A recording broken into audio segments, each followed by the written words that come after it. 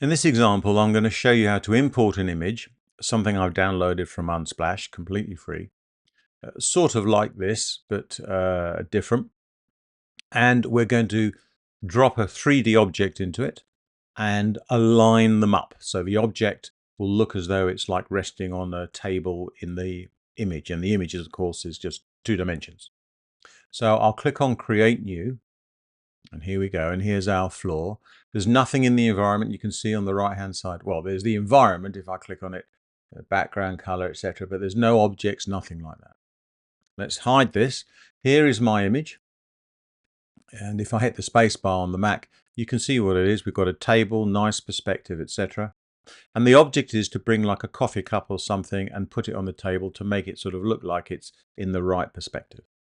I downloaded the image from Unsplash. I just went to Unsplash and did a search for cafe table.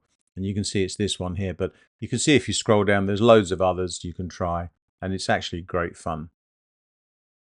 So let's go back to Dimension. And we go to the File menu, Import, and Image as Background. Choose our image. Mine's on the desktop. And I'm running a Mac here, not that it matters. But now I'm zooming in and out using my scroll wheel, and you can see the image is completely out of perspective to the file. Basically, it doesn't match at all, and you can see the size as well is all over the place. It doesn't really sort of work. So on the top right hand corner in this scene, you can see we've got a camera, and here we've got camera, we're an object, and we've got the size 1920 by 1080. This is what you render to.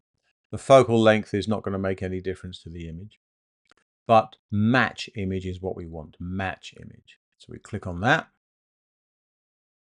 and we want to set the camera output size to the image aspect ratio, try and create the lights in the same way and match the perspective. So all of them, we click OK.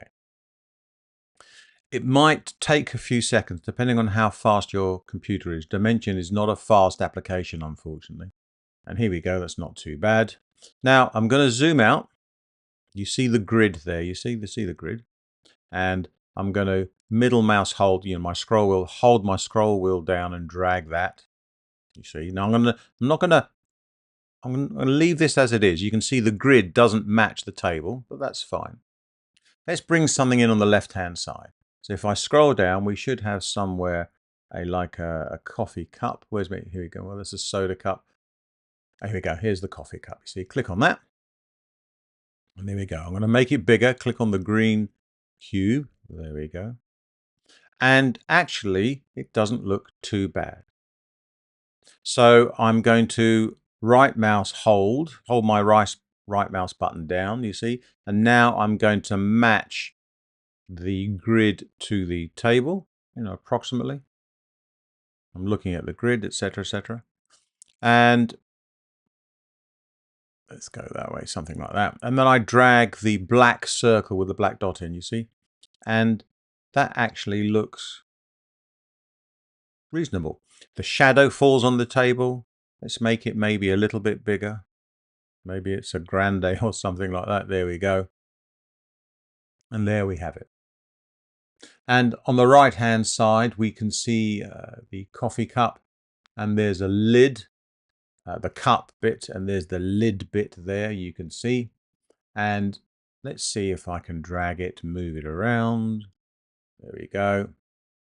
And I'm going to go up to object and move to ground. And there we go. And it's a bit off center, but I'm not really fussed about that. See, let's move that over here maybe. And then again, object, move to ground. Zoom out a bit. And let's move this back a bit. There we go. Which is not too bad. So that's how you can bring an image in, create a camera. This is done all automatically. Get the camera perspective and the image perspective to fit, and then drop something in to make it work. And let's have a look. Under the view menu, let's hide the grid. so we can see it a bit better.